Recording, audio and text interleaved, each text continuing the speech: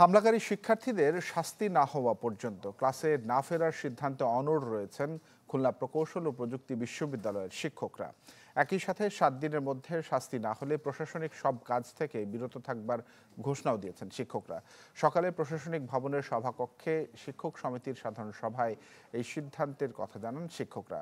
এর আগে বিশ্ববিদ্যালয়ের অডিটোরিয়ামে শিক্ষার্থীদের সাথে বৈঠক করেন অন্তর্বর্তীকালীন উপাচার্য অধ্যাপক ডক্টর মোহাম্মদ হযরত আলী।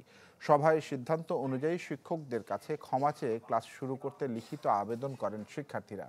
গত রোববার থেকে ক্লাস চালু হলেও ক্লাসে ফেরেননি শিক্ষকরা।